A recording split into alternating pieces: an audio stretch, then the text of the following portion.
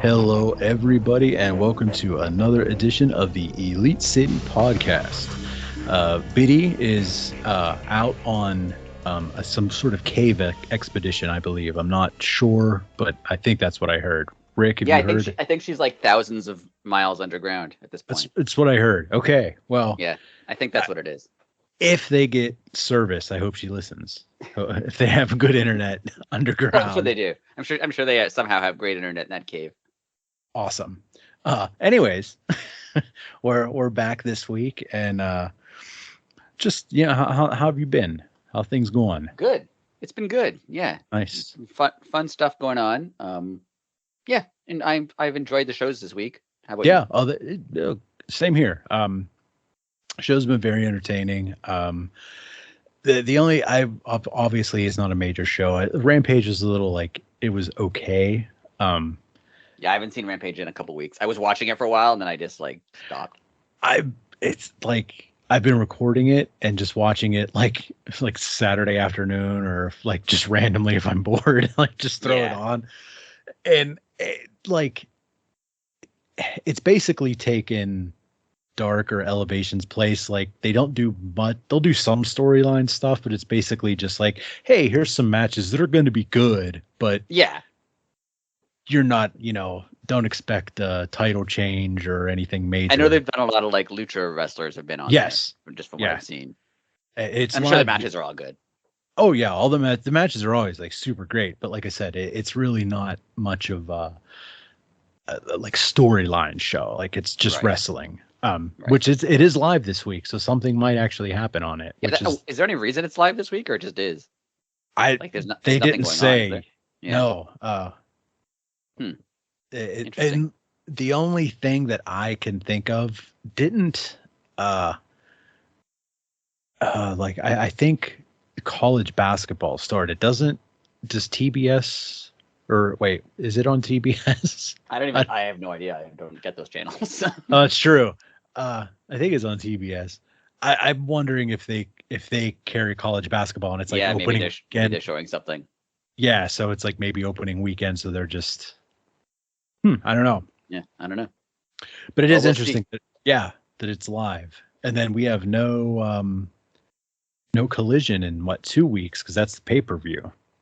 Oh yeah, so they're just not doing it, I guess, right? I was wondering what they were going to do with that. They just no Collision. Yeah, so that'll be interesting. Be fun though. Now, I guess that's the topic I didn't think of talking about. But what have you thought of the post CM Punk Collision now that it's been a little while? I have no complaints. Collision is like it's like my bread and butter. I really enjoy the show every week, so I don't think it changed that much. Like people made it seem like it was like turned into like a cartoon or something. It was like it didn't change that much. Like it changed a little bit, but like it is. It is. Yeah, it's not huge. Like it's like if you had watched it the last time you watched it was in August, and then you watched it again now, I don't think you'd think, oh, this is a totally different show. No, like it still has the same different vibe than Dynamite. Like it seems slower paced still, and and all that is obviously deliberate, but it's not that bad. I loved this week when Swerve got attacked during his first of all, they brought the interviews back. You mentioned that, and then they brought them back, so that was cool. Tony listens. But I love Swerve getting attacked, and then they did the Collision intro. Yes. And as they're fighting down the ramp, there's pyro. Yes. Going up. That was great. I loved that. That was wonderful. Because only in professional wrestling would the show not stop if a fight broke out in a workplace. Like if it was a Monday Night Football game in the NFL and the teams just started brawling, they wouldn't just continue with the national anthems. Right. like they would get some sort of semblance. They'd calm everybody down, throw a couple people out. No, pyro just goes off on cue. Show just keeps going. Yeah. The announcers are talking over it like nothing's happening. That was wonderful. I loved it. Was. Isn't pro wrestling great? Isn't Swerve great? I love Swerve. Huh. Yeah. I mean, if you take out the huge signings, Danielson, Moxley, right? And Adam Copeland, Christian, take all those out. Just the NXT signings, I think he is going to go down as the most important. Yeah, I agree. And I think he's probably the one that WWE is going to end up regretting the most. Like Malachi is good, Keith Lee is good, but like I think they're going to regret. I think they already do regret Swerve. Yeah, and like they totally caught that bridge on fire, and that man's never going back there. Yeah. And I mean, why would you if you're good? If someone's going to do that to you, yeah. Speaking of, did you watch the coach interview yet? No, I still haven't. I've read about it, but I haven't watched it. Apparently, shockingly, Vince McMahon treats people poorly. Yes. Which I was surprised by. I've never heard of him being anything but a gentleman. Like, if you don't mind, say that without feeling disgusting. Right. Well, if you don't mind a spoiler. No, go ahead. Okay.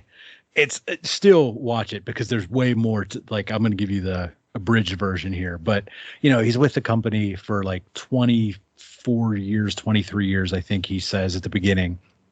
And he's physically working hand in hand on a project with Vince. Yeah. So he was like, when you work with Vince, it's like it has its own set of rules. Like when you have to turn in your receipts and everything, because like obviously Vince is the boss. Like he doesn't necessarily do that whenever like everybody else does, like right. He doesn't hand his stuff in. So coach was like, we did our thing. And then there was like a day and a half and I handed all my stuff in and everybody said they got it and they were just waiting on Vince. I said, okay.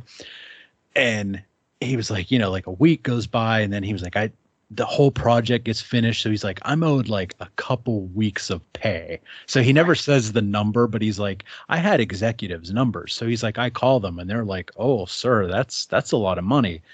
Let us get back to you. He says, okay. So he's like, another day or two goes by. He goes to call that executive back. They just ghosted him. They blocked his number and they never paid him. Wow. Like, I was like, dude was there like 20 some years. And was that like while he was working there, or was he like, something? He was done. Like his like the tenure for like that project was over. Right. So like, it was just time for him to get his money and like, he wasn't under contract or anything, but they just didn't pay him and like, just never talked to him again. I feel like, and not to get into a rant here, I feel like that's big companies. There's so many big companies that like if they didn't pay, if they could get away with not paying you, they would not pay you. Right. Like Vince just feels like he can get away with it because he's Vince McMahon. Because there's that weird wrestling stupid respect that like you can't do anything to Vince. Like right. That was only $10,000. Coach needs to get over that. Like right. Yeah. But like like if you yourself, I mean, you're a freelance guy. If you were like, okay, I've been paid in like 3 weeks. Like if you guys want any more work, I better get money now. Right. Like or like people have this weird respect for Vince McMahon, even though he's a terrible person. Yeah, like the biggest culprit of that is Bret Hart, who like Vince has done literally everything bad to Bret Hart that you can do to his family. And his family, and like everyone he knows, and for some reason Bret is still like he's like a father to me. I'm like, no, he's not. If he is, he's a terrible father. Yeah, like you had a good father. Right. And Vince is like he's not even like a cool uncle. Like Vince is just an awful human being. He's just a terrible person, like in every way. In every way. But yeah, like when Coach said that, and first off, like I felt bad for that, like Chris Van Vliet, however you say it, however you say his name, because like Coach is saying it, and it's like when you hear like that out loud, like me and you laughed, like for him to be that professional, to be just not like bust out, like because I would have laughed. I'd been like, oh wow, he did that. That sucks, dude. I'm sorry. And Coach probably, the funny thing is, I wonder if Coach even noticed it was weird at the time, because if he worked for WWE for a really long time, he was probably just used to like all the weird ways they did things. But then he worked for ESPN afterwards. It's probably like, oh, this is what an actual company is like. Oh, I see. I just get paid and I don't have to ask them. Like they just don't block your number. This is what real companies do. I see. But yeah, like you have to watch, because that's like the tip of the iceberg. Like there is just so much. Like I had this conversation with my stepdad today, like, or not today, but recently. he was talking about like, oh, like so many people are going to leave that AEW. Like he just knows what he reads. Right. Like he doesn't watch anything anymore. But right. And I was like explaining to him, I was like, that's just like simply not true because everybody that they're hiring from WWE has a bad taste in their mouth, and that's the people that they're talking to. Like, yeah, people are gonna leave here and there, and just like we always say, like he's a big sports fan too. I was like, just like with any team, people are gonna leave, but if like I don't know, like how the Pirates can't ever score like high name free agents because we refuse to spend money and our team stinks all the time. Eventually that's what's going to happen to WWE. Like you're going to just talk yourself not out of business because there's people are always going to work there, but like you're just going to have that stigma of, oh, I don't want to go there because I never heard anything good about it. Right. Yeah. Like I said before, I honestly think Vince's dream, and I know we shouldn't spend this much time on Vince McMahon, but I think Vince's dream is to like be able to hire a bunch of like no-name college kids. Just mold them into the way he wants them, get a bunch of contracts with like Saudi Arabia and TV networks, and cities will pay to have WrestleMania. It doesn't matter who these people are, because you're paying for WWE. And then as soon as any of them get to the point where they're too big, just cut them and replace them with other guy. Like that's the goal. Rinse and repeat. Yeah, you're never spending. You're never, eventually, like you'll hit, like you'll have the next Roman Reigns who you will pay, but you don't pay anybody else. Right. You'll find like one or two guys. And yeah. And I don't know, but that's so it's a very different organization than like if you come to AEW. I'm sure they run it like a wrestling company used to be, not how like WWE actually runs itself now. Yeah, well, Tony Khan actually just probably runs it like a sports team, like a real, like not that WWE's not a real business; it just got sold for $9 billion. But Tony probably runs it like a real business, like having people, like it's not just all run through him. Like there's an accounting department, like. You wouldn't have to contact an executive if you didn't get paid. Like you called accounting. And again, to Vince's detriment, he probably has it set up that way. So it's a pain in the butt to get anything done. Well, on that note, something I did want to talk about that I forgot about. Yes. You're first this week. So is Tony Khan doing too much? Because he runs everything, right? He runs. Yeah, he writes all this. Like you're right. He probably has departments. Like he has an accounting department. He has a human resources people. Like he had. Like I'm sure he does all that. But like the actual as far as wrestling goes, content that comes on TV, he's now doing Dynamite and Rampage. He's doing Collision. He's doing Ring of Honor. He's doing all the pay-per-views, and he owns he has like football team jobs. He has soccer team jobs. Like he does other stuff too. Like it's obviously to me that's too much. There's way. I mean, obviously he's getting the job done. Like, I mean, he's in the middle of trying to get that TV rights deal going and blah blah blah. But that's the other thing. Now he also has to do business stuff, right? He's not a writer. So, like, I mean, I'm the kind of person. I'm a creature of habit. Like, you don't mess with anything till there's reason to mess with it, and he's not struck out yet. But I don't think it's like coming across on TV that he's overwhelmed or anything. Right. But it's eventually going to. Like, I mean, you can only age does catch up with you. And, I'm sorry, but his dad will probably be like, okay, put the wrestling away. We have an NFL football team to run here. Like if it starts to slip in any other or not any other direction, because it's not slipping in any direction now, but if it would ever start to slip, like he's gonna need help. And and even even with like the TV deal, like is he like going to meet Warner Brothers and then flying out to where Dynamite is to write Dynamite and then fly? That's too many things. Yeah, eventually you slip up, especially because you've seen he just writes everything in like a notepad. Yeah, like eventually that's gonna slip up. You'll have too much going on. You'll have too many notepads. You'll have you're gonna what did it say, burn the candle at both ends. Eventually it meets. Like you're gonna I don't want to say like he's not like super young. He's not like in his 20s, but he's not super old either. And I mean, he's not married, correct? He has kids.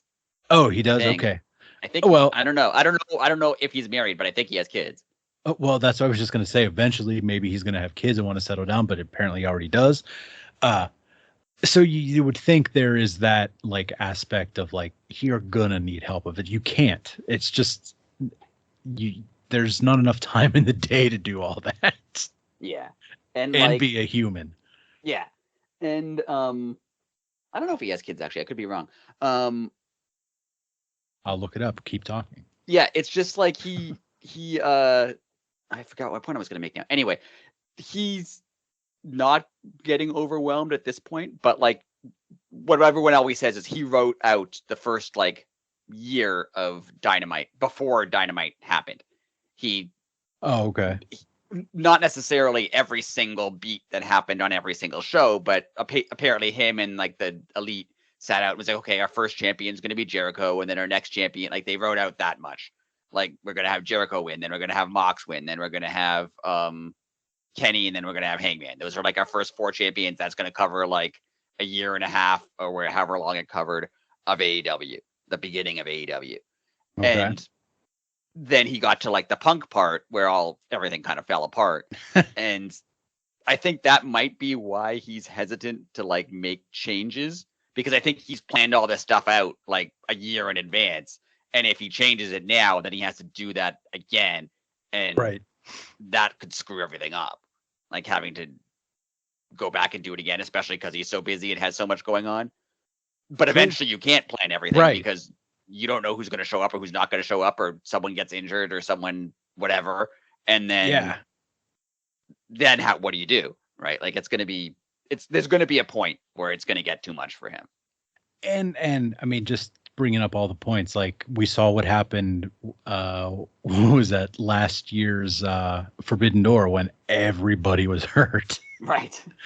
You know, like just the unforeseeable. You don't know what's going to happen. Like, so to write everything out like that, like I think he has like semi help, and he's like the final word, but like you're going to need more than Christopher Daniels and Jeff Jarrett and like, you know, the Bucks and Kenny and Jericho. Like they I think they write all their own stuff. But like, you know, you need more than Jarrett and Christopher Daniels. Yeah. In my opinion. Apparently I'm wrong. He doesn't have children. At least I can't find them on the internet. Yeah. He's also single. Yeah, he's also single. But is that going to be a problem? Like, is that already a problem? How you said, like, people like Jericho and the Bucks and stuff write their own stuff, which in theory is good because they're experienced. They know what they're doing. Like, all the stuff we talk about Jericho, like, he's experienced. He knows what he's doing. He's done this for however long. But does that become a problem when, like, they're all writing their own stuff? And then, you know, Tony Khan is clearly writing a lot as well. Will he just be like, oh, just let them do whatever they want because it saves me from having to do it? Like I have 20 other things to do, so I'm going to let them write their own stuff. And that 90% of the time that'll be fine. And then one time it's not going to be fine. Right. And what do you do then? Like, yeah, it's remarkable that it hasn't been a problem until this point because it should be. He's doing a lot. I mean, really, the only thing that has like really floundered, other than the ring explosion during the death match, was the Cole Carter thing. Sorry, Cole. Right. Yeah. But like, really, that's really the only 2 things that have went bad. Well, have you ever seen? I think I mentioned this before. Have you ever seen that video where Kevin Nash talks about when he was the booker in WCW? I think I mentioned it before. Yeah, you have. So he talks about when they gave him the booking role in WCW, and he said the worst thing that ever happened to him was when they added Thunder, and then they started taping Thunder, so it wasn't a live show every week. Okay. So he said he would write Nitro, right, and then he would write that week's Thunder, which was live, because they would do 1 week live and they taped 2 episodes, and then the next one was taped. So he'd write the live episode of Nitro and the live episode of Thunder. But then they'd have to tape an episode of Thunder that day too. So then he would have to, in his mind, know what was going to happen the next Monday for Nitro, so that it would flow into the next Thunder, right? But then he goes, "What if you do that and you write the Nitro and you write the Thunder, and then someone gets injured on that live Thunder. Right. So now you have to rewrite the Nitro at the same time as you're filming the next week's episode of Thunder, because you can't, if you were going to have, Booker T win a title and now he's hurt. Right. Now you have to on the fly book next week's episode of Thunder and then slot in Nitro before it. That just made my head hurt. So basically what he was saying is any one thing, I'm confused just explaining it. Right. He's saying any one thing could throw off 2 weeks of TV. Just a small thing happening could screw up everything for 2 weeks. So Tony Khan's kind of been lucky that there hasn't that there hasn't been anything like that. And it helps them because Collision and Dynamite are both live. Yeah. But there is always what if you plan to have it hasn't happened yet, but what if you plan to have this, MJF Jay White match at Full Gear and then the Collision or the Rampage or something right before MJF gets hurt or Jay White gets hurt? What do you do? Right. That always makes me think, is there the fail-safe, in his notebook, is there plan B, C, D, and E? For literally just in case. It seems like every plan has been Danielson up until this point. That's true. Hey, just put Danielson in. That was, I guess that was the worst case scenario when he had to fire CM Punk the week of the pay-per-view. Yeah. And then had to redo everything.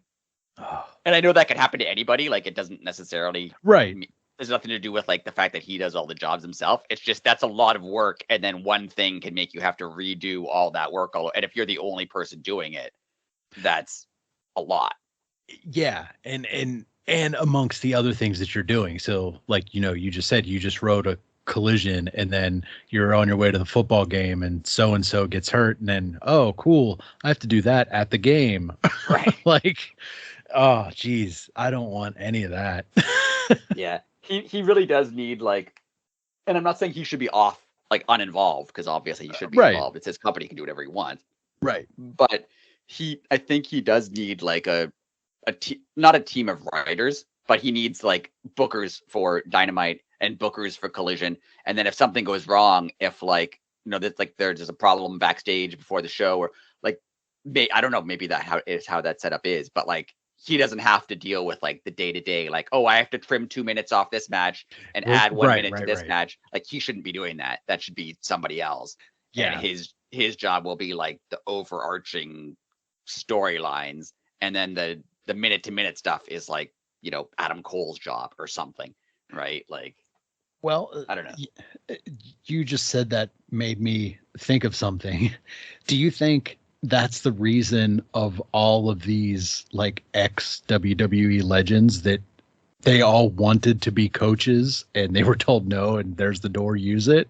So he just do you think this is all preemptively oh, okay, Adam Copeland and Paul White, they all wanted to coach, and all of a sudden they're here, and then because they were told that their services were no longer needed.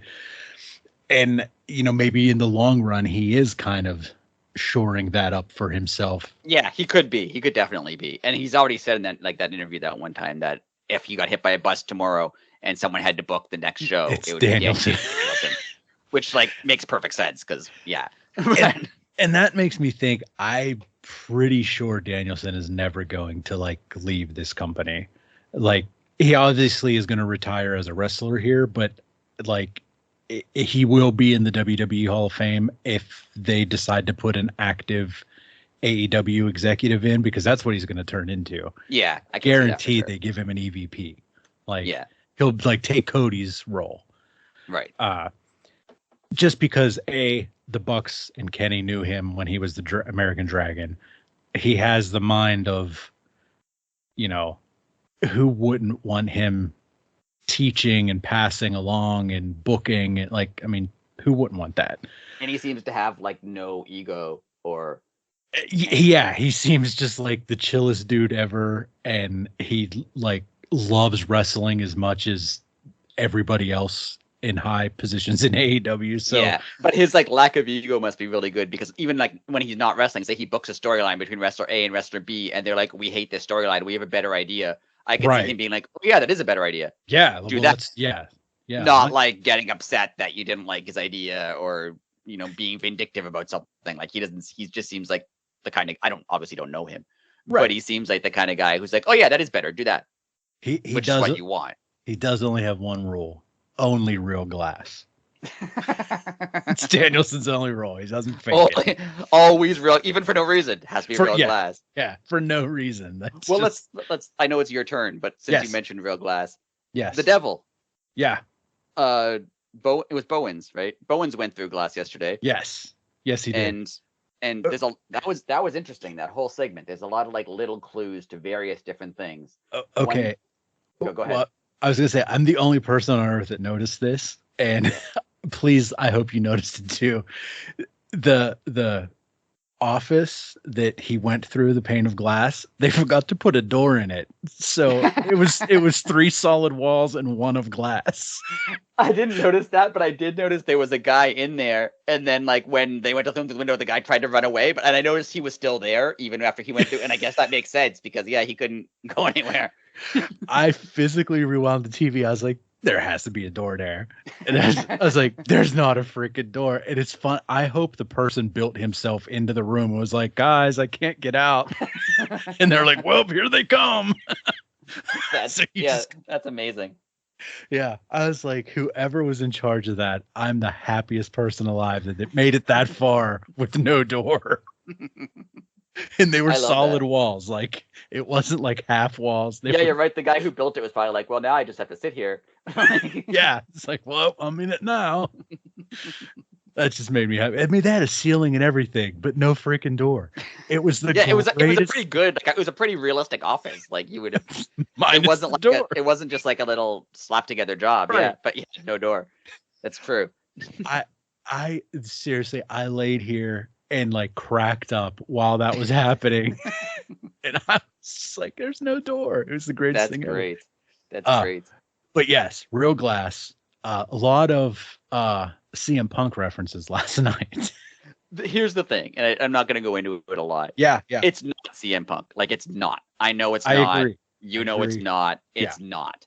It's not. Right. But that would be that would be the greatest thing that has ever happened. If it was I would lose my mind. Everyone would collectively lose their minds if it was. Like, it's not. Again, it's not. But if it was, that would be incredible.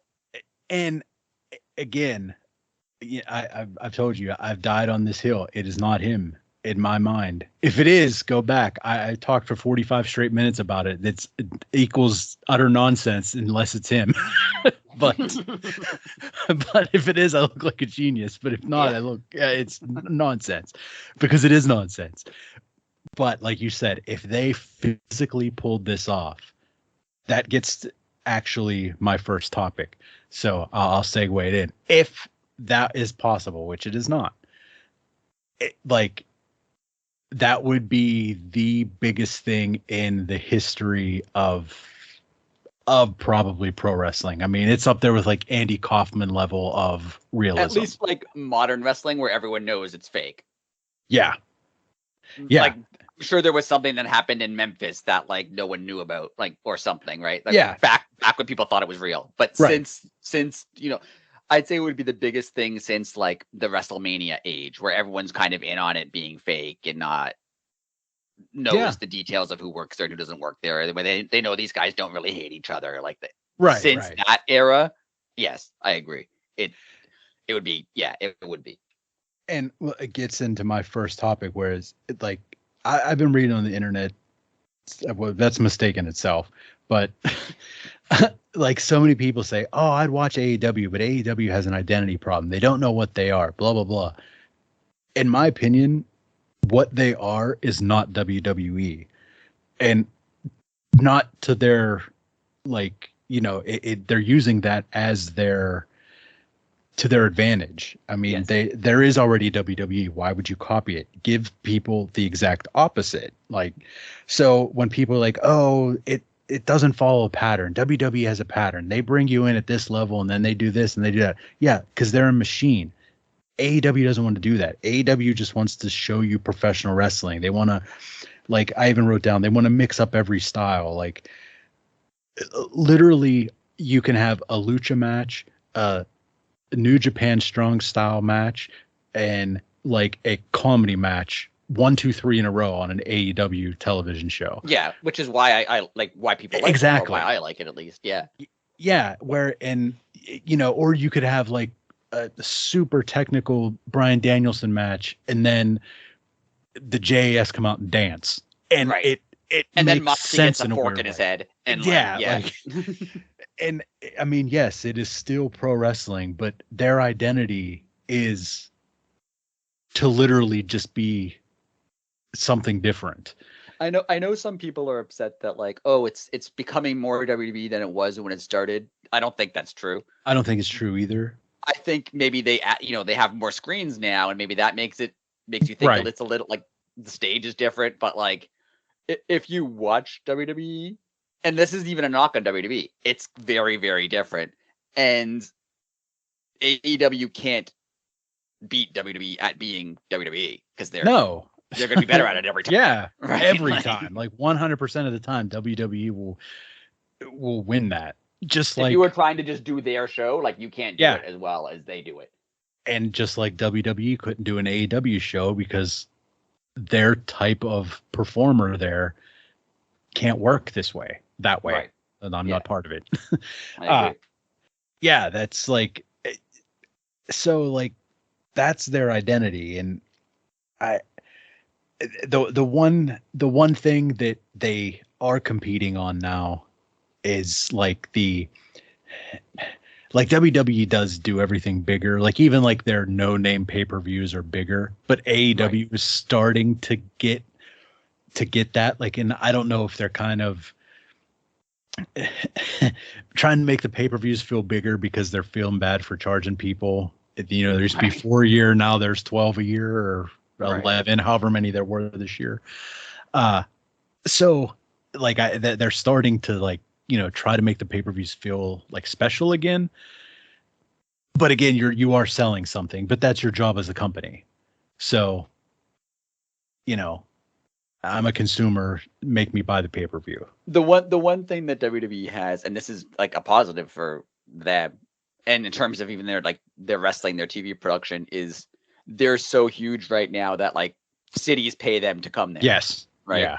And they give them their 50,000 seat stadium, and people will go see it because it's WWE. You don't they don't have to book a great match. They don't have to book, not saying they don't book great matches, but they don't have to. Right. They don't have to have like a storyline running into the event or whatever. Like if it's WrestleMania or Royal Rumble or whatever, like people are just going to go to see that. Yeah. It's like going to the Super Bowl. People just want to go. Yeah. Like if you had tickets to the Super Bowl and then you're like, oh, this team's in it, I'm not going. Like, no, you're probably still going. Right. Yeah. Like, well, you actually turn around and scalp them tickets for like 10 grand, but that's true. But yes. In theory, I understand yes. To prove your point. You are 1,000% right. So I think that's why everything will feel bigger, because if AEW, even when I went to Forbidden Door, by the way, so I'm just going to throw that in there. Even when the Forbidden Door that I went to, which I think outside of like All In was probably their highest attended show of this year, or like, definitely. It was like 20,000 people or whatever. Like that looks great on TV, but then like any WWE pay-per-view could have 50,000 people. Yes. So like, and that will always look cooler just to have 50,000 people, right? So they'll always have that advantage, at least for the foreseeable future. So AEW has to do something else to make their stuff feel big, because they're not just going to be able to have, a full football stadium full of people. And what did Jericho made the good point the one time, like, at the AEW at the time was like 2 or 3 years old. He was like, WWE had like a 38-year head start.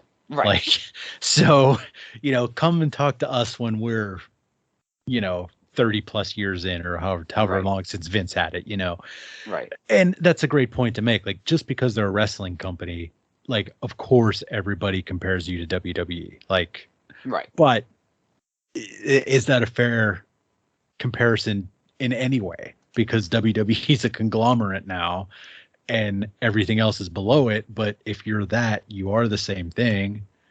It's odd. Yeah, I even saw someone point out, like, when WCW started and had Nitro and all that, like, WCW didn't start from nothing. Like, when Turner bought WCW, he brought, like, Jim Crockett Promotions, which was an existing company that had been around for a while. So I don't know when the last time a company sprouted up out of nothing and had to even come close to competing with WWE, because, like, yeah, like even ECW was Eastern Championship Wrestling. Like that was like part of the NWA. Yeah, the connection to the NWA. Like TNA even was connected to the NWA at the beginning. Yeah. Like they came from, like, yes, there was connections to, like, you know, the Elite from ROH and New Japan, right. But they weren't the same company. Like they literally came from nothing at all. Yeah, it was to a company.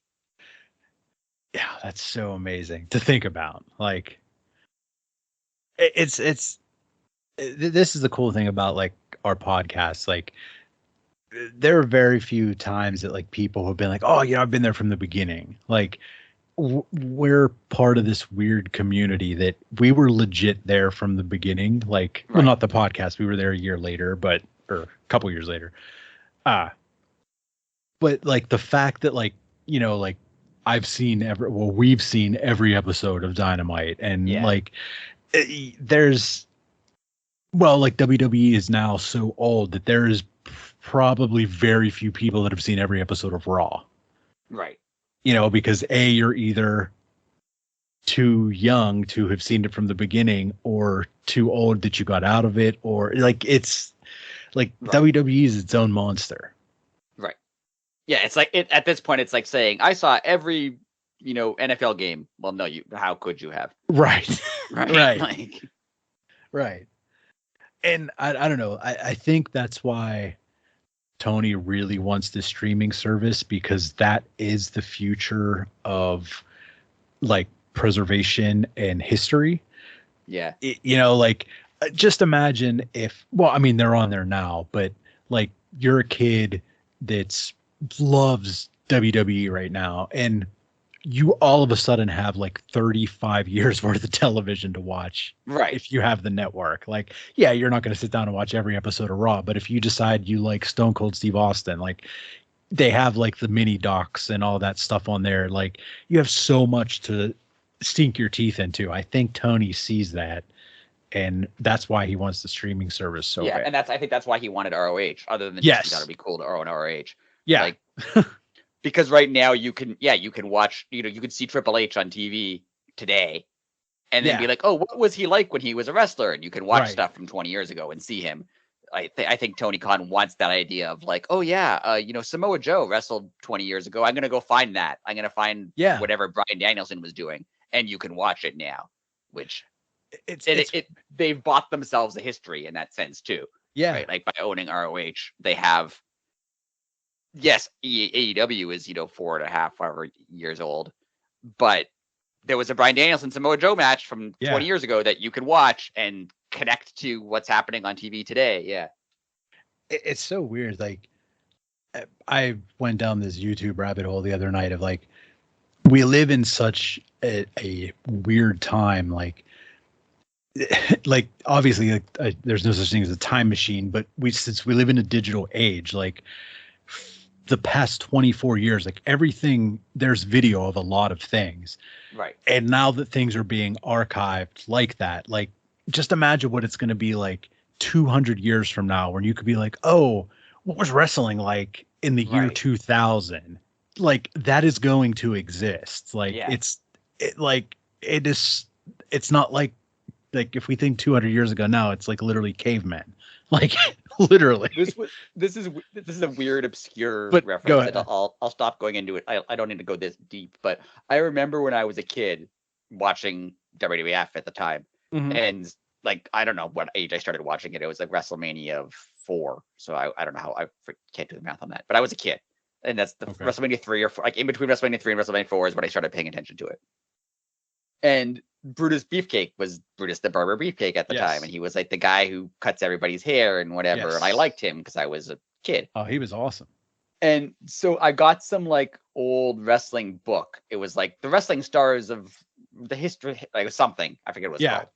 And so you could look through and you could see like, oh, they had like a little profile of Hulk Hogan. They had a little profile on Macho Man. And they had a thing on Brutus Beefcake. And they talked about how he used to be in a tag team with Greg the Hammer Valentine. Yes. And I remember that blew my mind as a kid because I'm like, no, he's the good guy who cuts people's hair, and Greg the Hammer Valentine is like this jerk, and they don't ever associate on TV. So that's insane to me. Yeah. But if that happened now, if you're like, oh yeah, at one point, Bryan Danielson used to be in a tag team with Kane. Yeah, you could just watch it. Yes. Whereas like when I was a kid, I read about it, and then that was the extent of ever knowing about that topic ever until I was an adult, right? Like, yeah, like I said, it's like these digital archive services are going to become like I don't know, like it has to be the future, right? Like, and that's just what everything is going to be. And like to get in, and I think that's why a lot of people are jumping in on it now. Like, honestly, you have to give Vince McMahon credit for that. Like he started the network, what, 10 years ago? At least. Yeah. I think it was WrestleMania 30 was the first one on. So yeah, 10 years ago. Oh, there you go. Like, and that was like, at the time, that was weird, right? That they were going to put all their pay-per-views on this service that cost $10. You're like, what? That's right. That's crazy. Right. Like, right. But, like, just like think about, like, I'm surprised sports teams haven't done it. Like, just imagine if you had like Leafs Plus, and it was literally just every game. Right. Because, probably not all of them had television capabilities because the Leafs are like 100 some years old. But, every broadcast game ever, like, you could go back and watch, and like that would be so fun. Like, even just like the cup games, like to see like the Leafs win the the Leafs win the cup. Like, when was the last? This isn't a joke. When was the last time they won it? I honestly don't know. 1967. Okay, I didn't want to say the 60s. I literally thought it was the 70s, but nope. I didn't want to. But yeah, like that would be super cool to just go back and watch that, and I would pay for that. Like if the Penguins did that, or like the Steelers, I'd give them $5 a month, $10 a month. Just go back. The advantage that wrestling has is they own all that stuff, right? Like a wrestling company owns all that stuff. Oh, that's true. That's true. I feel like would own it. Like the league owns the footage of other things. That's true. And, this kind of segues into my topic. Yes. Talking about AEW being different and not being the same and offering something that's unique from WWE. They dropped the rankings a while ago. Do you think that matters? Do you think they should go back to them? What are your thoughts? Like, it's been a while now with no rankings. That was a differentiating thing. Like, we're going to have rankings. And yeah, I like that the rankings got them in a lot of trouble early on because like it would get you to like, oh, well, didn't so-and-so just lose? But then going back to what we said, like if someone's banged up or someone's ankles tweaked, they can't go, like, but they're ranked number 3. Like, Yeah. I like that they are keeping the records though. Yeah, I agree. I like that. So it just gives you like, just like the small things, like, I don't know.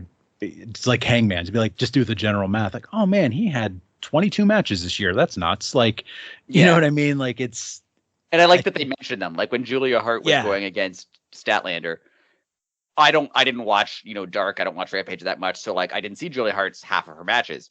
Right. So you might think, oh, why is Julia Hart getting a match against Chris Statlander for the title? And then you're like, oh, she's won 23 straight matches. Yeah. Okay. That makes sense then. And like explaining that makes sense. It was a little weird, and the match was fine and the angle was fine even. What made me think of this was Danny Garcia's match against MJF. Yeah. Like it was perfectly fine. The match was fine. Even their storyline was fine. Like he wants to prove himself as a serious wrestler and MJF wants to give him the opportunity. That was fine. It was just very strange that like, oh, you can just ask for a title match. Okay. Right. Well, why isn't everyone doing that? That's true. Now, here's my only problem with this whole new Daniel Garcia 2.0 angle, and it confuses the hell out of me. They don't want him to be a wrestler, correct? Yes. Okay, well then, sports entertainer. Then why do they yell at him when he dances? It should be the other. They should yell at him when he has someone in a wrist lock or like. That's true. I didn't even think of that, but yeah, that's 100% true. Yeah, it bothers me all the time. Like, yeah, they shouldn't be mad. They should. Yeah, you're right. They should want more dancing. Right, and they should yell at him when he's like, chain wrestling. Like, what are you doing? It's boring. Yeah, that's true. Good point. Very good point. It bugs me. it really bothers me. And I think maybe there is some sort of like hybrid ranking system they can do, like not like, oh, you have the most wins, so you're first. You have the second most wins, so you're second. Right. Maybe make it like a momentum. You know, like they like sometimes for sports, like a sports thing, they talk about like, oh, here's the top 10 teams from the last week. Yeah, like the power and it's not necessarily the top 10 teams with the best records. It's just, oh, they've won 5 straight games against really good competition, so they're going to be ranked first, even though their record is 10-10 on the season or whatever, right? Like, maybe something like that they could kind of involve like a power rankings more than like a strict number rankings. Yeah, I'm something like that, because then you could be like, oh yeah, why is Daniel Garcia in here? He's only won 10 matches or whatever. Be like, oh, because his last few matches were against whoever, right? And that propelled him up there or something like that. I love that. That's a really good idea. They need to do that. That's super cool. Because like you said, feel like that would work. Yeah, that's why they need to update their website, because they could be writing stuff like this on their website. I'm just saying. Is their website still untitled when you Google it? No, wait, no, that's Ring of Honors. Yeah, Ring of Honors. It doesn't even have a title. When you Google like Honor Club, it has no title. It says untitled. Yeah, that's great. See, that's another thing that bothered me. Well, talking about small things that bother you during Dynamite yesterday. One thing that bothered me was the Mark Briscoe and Mark Briscoe's Jay White match. Great match. Yeah. I like Mark Briscoe. I thought it was a great match. I liked even him wanting to, prove himself that he could compete for a championship. Great. All of that was good. I wish they hadn't said if Mark Briscoe wins, he's going to take Jay White's place. Yeah, because then he knew he wasn't going to win. Because he knew he wasn't going to win. Because there's no way that they were going to replace Jay White with Mark Briscoe at the paper when they built up this Jay White storyline for like 2 months. I wish they just had the match and not even said that. And then like that wasn't even a stipulation. Like and then if he won, he could go, oh, I should get that title shot, and maybe they'd give it to him, right? But don't say it first, because because you know how it's going to end. There's no way he's going to win that match. Right. Oh. But otherwise, it was good. I liked it. It's a good match. So, but before, we talked about it a little bit earlier, but before we get to my last topic, I'm just going to put you on the spot. 3 guesses. Who's the devil? I have all new guesses, I think, from last week. Oh, okay. The one that I mentioned to you earlier today that now I'm stuck on and I like, it's not Punk. The one that I like, I think is equally, not equally unlikely, because Punk is incredibly unlikely, but quite unlikely, is the Elite. I mean, that makes sense. Because they have a problem with MJF, generally, because everyone does. They have a problem with Adam Cole.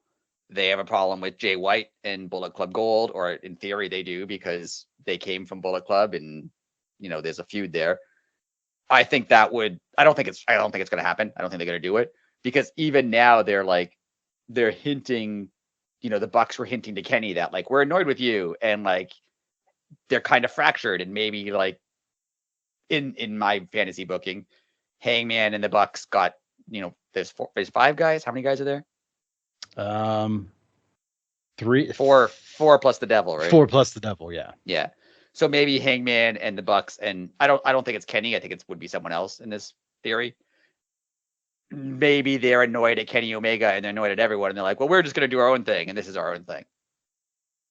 I think that would be cool. That's super my next guess would be kind of segueing into one of my potential topics is, could the Devil be a letdown? If it's someone, could it be bad? Because now it's hyped up so much. Oh, it's definitely, I mean, it's not going to live up to whoever it is, unless it's CM Punk, because then it's oh God moment. And it's not going to be CM Punk. But if it it can't be anybody that's gonna like make me go, oh my god, and because like the answers that make sense are like it's Right. MJF himself, or it's Adam Cole, it's or it's yes. Roderick Strong. Like they all make perfect sense, 100%. But like, you'll be like, oh, okay, that makes sense. But I thought it was gonna be much cooler than that. Yeah, and like what's it called? Like Occam's razor, like the simplest, the simplest solution to a problem is usually the correct one. So it's probably somebody that we know already, like, like you just said, any of those people, or even Adam Cole himself. Yeah. But there's just it's that unknowing that it literally could be anybody, because they're not just a bubble that only, like, it could be somebody from New Japan, it could be somebody from Impact. Like, well, that's one of my guesses. My other two guesses is it's New Japan Bullet Club. That makes sense too, because they attacked Bullet Club Gold, right? So it could be New Japan Bullet Club. I don't actually even know who's in that right now, but it could be them. Or I think TNA Impact has a version of Bullet Club, could be them. Or it's the remainder of the Pinnacle. It's like Sean Spears and FTR and maybe Wardlow, and they're doing this to get revenge on MJF. I see. I said this to you earlier. Like, I said, Sean Spears would be like a good letdown because like he deserves it. I would still be let down if it was Sean Spears, but that would be some good long-term storytelling in the grand scheme of things. Like, that goes back to the Pinnacle was 2 years ago, like pre-COVID or it was like right after COVID. Right after COVID. Okay. Yeah. So I mean, that's like, that would be and that would make sense too. Like, oh, you had us and you took us away from like storylines and everything, then you turned your back on us and you left me with nothing. Like, it makes perfect sense, but I would be a little let down. Not because it's Sean Spears, but because it would be so obvious. Like, I want that holy cow moment. Now, did you notice the last couple times the Devil's not there? Actually there. Yeah. Like he's there by video. Which is the internet theory is it's Adam Cole, because Adam Cole is also not there. Right. So you can't show him walking around because Adam Cole obviously can't be walking around. So is it just like Adam Cole shooting these weird videos himself and sending them in? Is he part of it? Again, it's like the biggest mystery, and that's what makes it so fun. Yeah. I have a couple fun guesses. I'm going to cheat and give a fourth guess. Good. Is because of the Real Glass thing, is it Jack Perry? Now, a lot of people do think it's Jack Perry, but a lot of people seem to be like, they were like, oh, if it's him, I'm done. Like, he doesn't deserve it. That would be really weird because he has nothing to do with any of this. But see, he does. Again, it's long-term storytelling, because MJF didn't even consider him a pillar. He was like, really, Jack? That's true. Yeah, really, that's true. Jungle Boy? Like, and he did tell him that he has to be more evil to find success. So this could be him. You could come out and say, "Oh, I listened to you." See, you became the devil to be successful, so I did it too. He could. And like my funny guess, and this only has to do with because the internet would explode, is that it's Danhausen. But very evil Danhausen. Like, that would kind of be great. Well, yeah, like he always teases Max, like when they're at like conventions and everything, that they're best friends, and Danhausen wears his Burberry scarf, and MJF gets mad and they yell at each other the whole time, and he like, but then he just plays it off. He always, oh, Max, you're even too evil for Danhausen, da da da. And if it was just like evil Danhausen, and like, okay, it would be fun, but it would also like, it would legitimize Danhausen too. Yeah. But it's never going to happen. Like, there's a better chance it's CM Punk than Danhausen. The more we talk about it, though, the more it seems like it has to be a letdown, because everyone we've named, they all make perfect sense. But like, at no point are you going to be like, oh my God. And they all make sense. Like, they're all fine. They're all perfectly good story. But it's kind of built up so much now, and that's not anyone's fault. Right. It just kind of built up so much now that, like, unless it's like Roman Reigns Well, Stephanie McMahon's out there. I'm telling you. People are going to be disappointed just because you conjure up all these ideas in your mind, right? Like you just do. You can't help it. Now, see, someone pointed out on the internet, going back to what you said about the devil, like that the devil is shot in a way that, like, I don't know if the devil's 9 feet tall, 400 pounds, solid muscle, like, I don't know, long hair, short hair. You can't tell if it's man or woman. Like, I mean, technically it could be MJF because the devil wasn't there, right? Like they showed MJF at the same time as they showed but the devil wasn't there, so it could be him. Yeah, it's just it's the way that they're doing it is so cool because it's not like, oh, well, that, like, obviously look how big it is. That's like someone like Wardlow's size. Like, no, it's just a person sitting down with a black backdrop in all black, so it hides. Like, you're like, oh, it's so good. I saw someone's theory that it's MJF because his face promo yesterday was so cheesy. Like, I'm doing this for all of you. Like, the thinking is he trying too hard to come off as a good guy because he's actually the devil? And then that plays into the greatest trick the devil ever pulled, is convincing the world he didn't exist. But then again, like, then that's just a letdown. Like, I think there's no way it can't be a letdown at this point. Unless it's like a super duper swerve, like, swerve. I mean, if it was, that would be, excuse me, it'd be goddamn incredible. Swerve. If he took the mask off and it was just, that'd be amazing. But that's not where I was going with it. I was going to say, like, imagine like the reaction if the devil pulled the mask off and it was like Julia Hart. Like, all right. Like just something like that. Like, like an up and comer. It doesn't have to be, like a, huge earth mover of a signing or anything, but, just someone on your roster that would make sense, that is just outside of grasp enough that it would give people that shock value. But I feel like there's still a problem with if you make it an up and comer, because people will be like, oh, they didn't deserve that. Right? That's true too. You expect it to be like a main event person. That's true. I think maybe the only realistic one you can do that doesn't let people down is Britt. Britt, she was on my list. Because it's like, it's just unexpected enough that you would be surprised by it. But she's a huge name. Like, she's a big deal. Like, it would immediately be a big deal. Versus, like, if you made it like a mid-card person. True. People could be like, oh yeah, they don't deserve that role.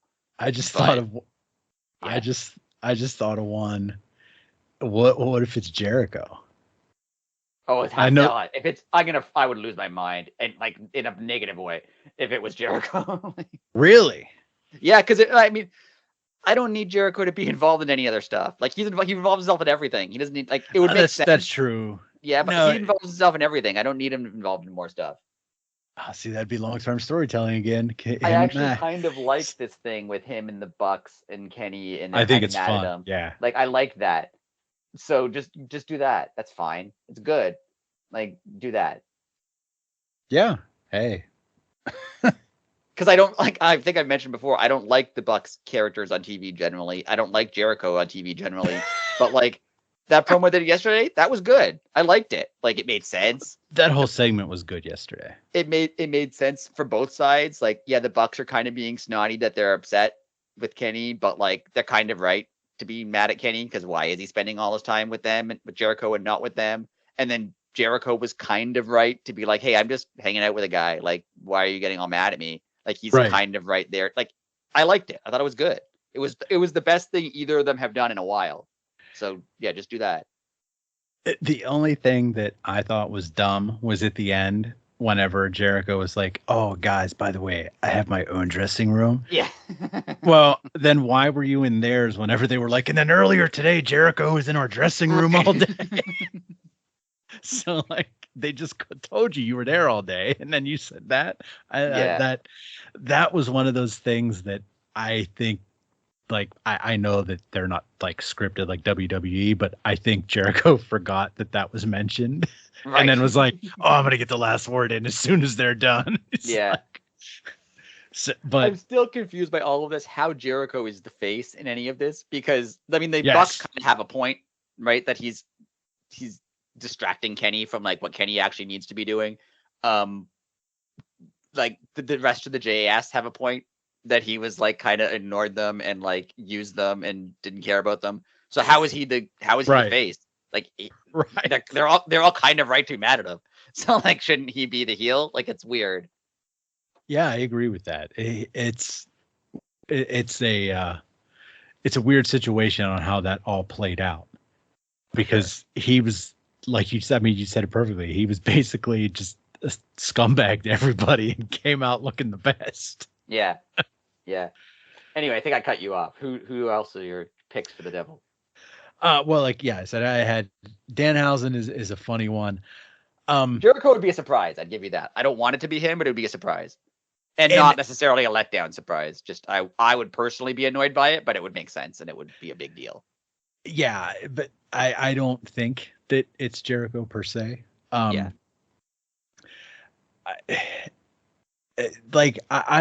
really leaning on Britt. Like after I said it last week, I'm because that, I mean, she like literally ties all things together. I think that would be the best option at this point.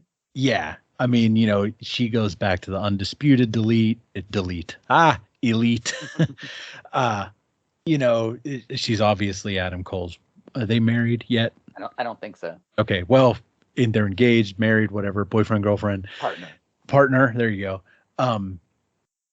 There's that aspect. There's like remember when CM Punk said that like, oh, you've been replaced as a pillar by Britt Baker to MJF. Like there's that. There's that aspect of it too. Oh wow, man, Punk was so good. And he wrecked so many storylines by just being a jerk. Like this could be so. What are you doing, man? Britt makes Britt does make a lot of sense. And then if we're going wild card, I went super duper wild card. And again, this doesn't make sense because like any storyline wise, because they would have worked in WWE, but we're going to use suspension of disbelief. Imagine that they don't, you don't see you just see the Devil at the pay-per-view. We don't he's not unmasked. Right. On the December 20th episode of Dynamite, that's when the last batch of WWE fireys are allowed to work. If it took the mask off and it was Dolph Ziggler. That would be cool. Yeah, and then you could be like, oh, it would make sense because Max would he could reach out and been like, hey, I don't have any friends here, but I know your brother works here. So if you're ever in town, blah, blah, blah, they could piece it together and he was working undercover. He was sending those in. Right. They could play off he wasn't under contract, but he wasn't allowed to work. So he had to put the mask on. They could do. Yeah. They could do a lot with it. That would work. And it would give Dolph Ziggler, the first time in 20 years, a relevant storyline on television. Right. While we're here, how great was Samoa Joe just showing up at the end and being like, so, don't have any friends, do you? And just laughing. That was great. Yeah. It was so good. Samoa Joe has been incredible these last few months. He's been excellent. He's no longer the king of television. I don't know what to do. Oh, yeah. What did you think of that? You watch ROH. I was dumbfounded. Yeah. Remember the night that Danhausen came out from under the ring when he debuted and I sent you the pitch? I didn't purposely change the face that I was making and took a selfie so I could send you the face that I was making. I almost did it again last night because I was stunned. I was like, oh, he's going to come back in the ring. Oh, here he comes. Oh, they're a commercial now. He really gave up the title. Yeah. Do you think stunned. Keith Lee should have won it rather than having him lose it? Just give it up, I mean. No, because right now it's going to be the most compelling storyline in Ring of Honor because they're going to probably have a tournament and it's going to be. Tony Khan loves his tournaments. And Tony Khan loves his tournaments. And yeah, like, it's going to be so good. I don't watch enough ROH to pick a person, but who would you give it to? I hope it goes to like an ROH person, someone who's there all the time, not like how Samoa Joe is basically an AEW guy who's sometimes in ROH. Let's see. Personally, when he laid it down last night, I wanted Jay Lethal to come out and get it because I think Jay Lethal was the greatest Ring of Honor television champion of all time. Sure.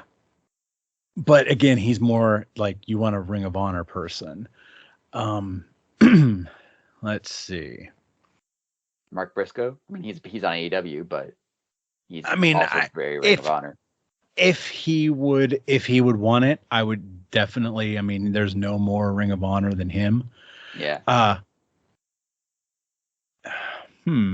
Yeah. I mean, I'm just trying to go through like the people that Chris Jericho. Yeah, like that's what I mean. Like, I don't want to give it to somebody like Action Andretti because I mean, not that he doesn't deserve it, but you can't give it right after Samoa Joe just set the record for the longest reigning. Right. Yeah, it's hard to follow someone like that. Yeah, and then it's like, oh, well, then you have to go up a level of person, but then it goes back to AEW people.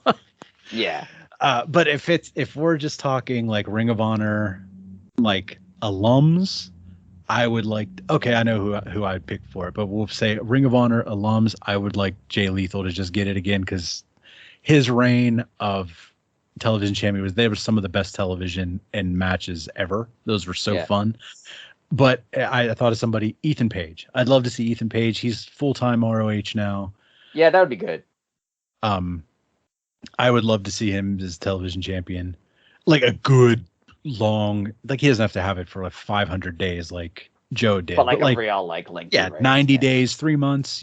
Quarter year, 3-4 months. That would be good. Yeah, that's. I would like to see that, and I don't even watch it, but I would like to see that. You definitely should watch it. It's very good. I know I should. And like I said, it is, but it like Ring of Honor, you could at least break up. Like that's right.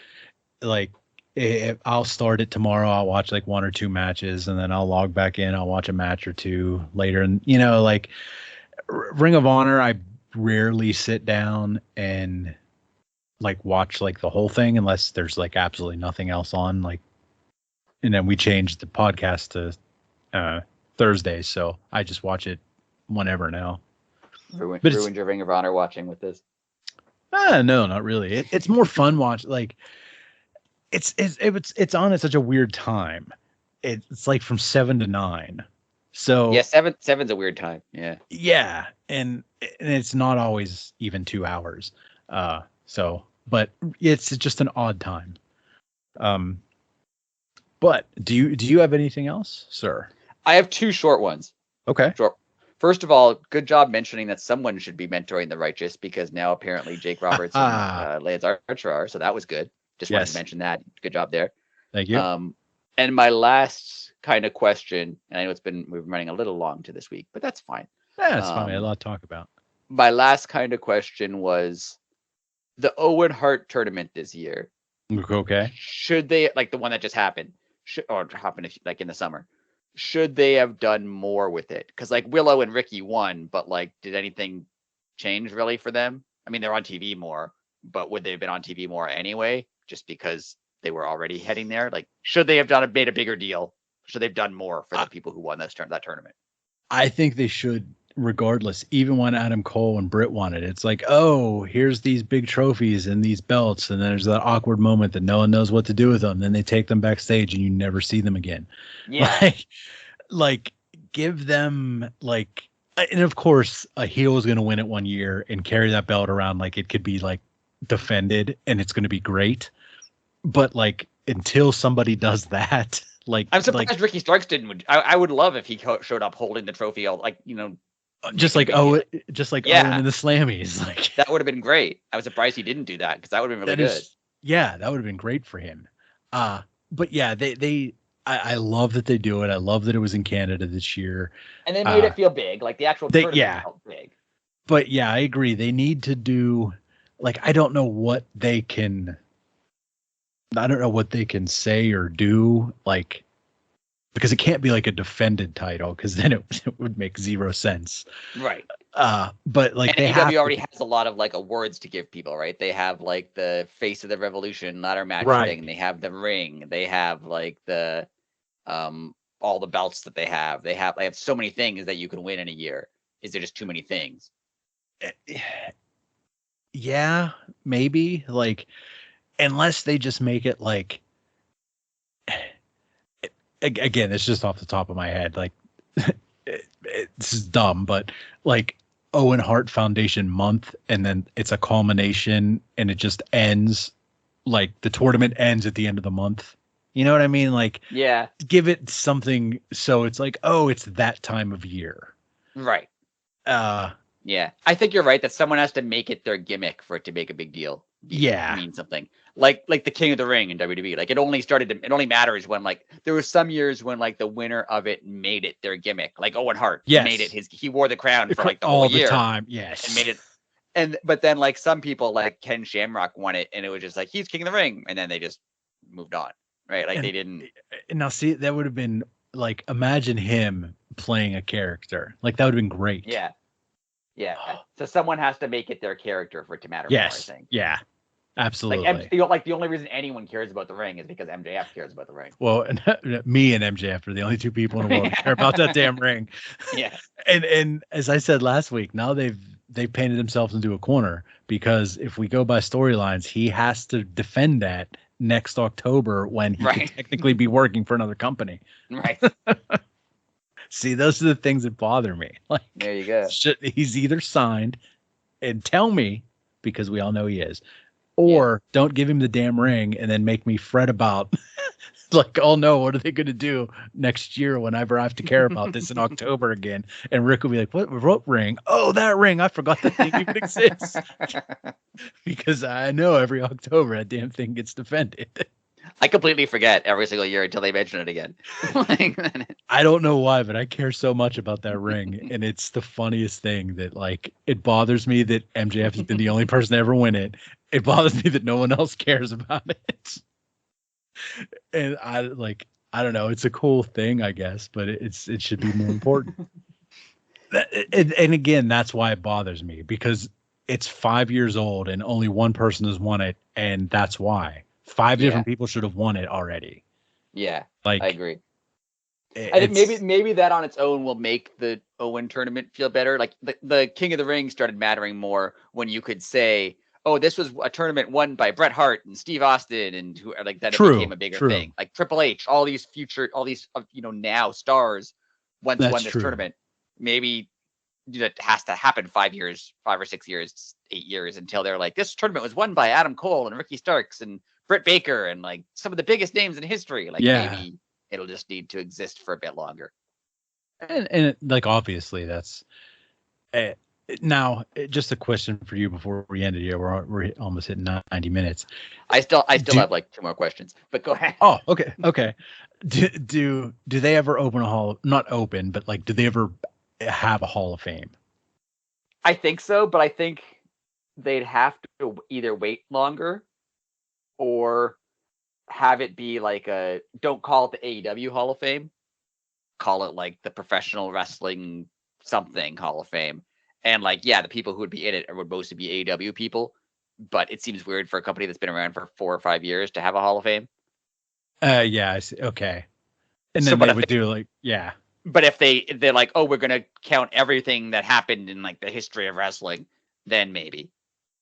Yeah, and then they could do like how, again, not panning WWE here, but like WWE always has like one like non WWE, like Abdullah the Butcher's in the WWE Hall of Fame. Like, there's always one person that's not WWE. So like AEW could eventually like have a bunch of them and like one AEW person do it like the opposite until they would have enough people to do that. Makes sense. Yeah. But go ahead with your next. I'm sorry. I have two quick ones. All right. Mariah May debuted. I don't know enough about Mariah May to say whether or not this is cool or not, but I've heard good things. I liked how she debuted though, because some people were upset that like, oh, they're making her like a fangirl of Toni Storm. Right. Which I get, but if you don't know anything about Mariah May, now she's immediately interesting. Versus if she's just like showed up and is someone, no knock on like Taya Valkyrie, but like she showed up and they're like, she's really great. And like, okay. And then like, then what? Right. Like, yeah, then she lost to Jade and had to like rebrand herself. Yeah. So like the fact that they gave her a gimmick at the beginning, because a lot of people won't know who she is. She's not like a WWE person coming over. It's not like Mercedes showing up and everybody immediately knows who she is. I like it. What did you think? I thought it was cool. Little unexpected. Yeah, it was unexpected how they did it. That it was just like a backstage sort of thing. Yeah. But again, I liked it. I mean, it keeps you on your toes. Like, and it's weird. Like, not that I ever like leave the room too much during like AEW, but like when that was coming on, I was like, I'm gonna go grab a drink real quick, and then like I heard it, and I like I did like the double take, and like I was standing like in between like the the living room and the kitchen, like looking like oh no, I'm too far away, and I had to like go back. Like I was like, oh man, I almost missed that, because if I didn't hear it, like I would have 100% not even known that happened. You know what I mean? Because it happened so quick, and I was just trying to run in between matches. I think it was a good way to do it too, because you don't know what kind of reaction she would get from a live crowd, because maybe they don't know who she is, or maybe they do know who she is. Like you have no idea. Like it's not like when Adam Copeland shows up, you know he's going to get a reaction. Right. So having her show up backstage is good, because in case no one in the crowd knows who she is, it doesn't really matter. And now what they can do is, you know, we have the Google machine. You know, they can look her up this week. Then you put her in the ring next week. You know what I mean? Now like you're like, oh, I watched some of her stuff. Yeah. Like, oh, I thought it was really cool. A lot of people seem stoked on her. My buddy Josh is like really big on her. He knew who she was. He watches Stardom, and nice. he said it was a major signing. So I'm excited to see what she can do. Okay, I think that's it for me. I have another one, but I can bump it to next week. Okay. It's not timely. I'll bump it. Okay. Well, I only had two, so all right. I let everybody let us know if you like in the new format. We've been having fun with it. Nobody has complained, so that's true. But also can't stress this enough, people. Please like, share, subscribe, and this week give you a little bit of homework. Tell somebody about it. We're trying to expand, you know, just if you watch wrestling, I mean, you know, you have another buddy that does, tell them about it. Just, you know, they don't have to like it. They don't have to listen to it all the time. Just tell them about it. Tell one person. See the power of word of mouth. See if it gets some new listeners. So, and just while we're talking about the new format, a buddy of mine, Tim, pointed out when I said Edge worked there in 1997, Edge did not work in WWE in 1997. So I look like quite the fool, because I claim to know everything about 90. I claim to know everything about 90s wrestling, and he started in 1998. So did he? I'm sorry. Yeah, I looked it up. There's no way. It's way before that. I was not a senior in high school. It was 98. Wow, I thought I was. That is so nuts. Well, like I didn't believe you. Like I had to look it up myself. I mean, it says he said he signed a developmental contract in 97. He didn't show up on TV until 98. So and broke Savio Vega's neck. Do you know? What's his name? It was another guy in his group. Oh, it wasn't Savio Vega. It wasn't Savio Vega. It was another one of Los Barriquas. Okay. Yeah, that was such a not to. If you haven't seen his Edge's WWE debut, it doesn't go well. 2 minutes into the match, he like breaks a guy's neck, and that's it. Like it's weird.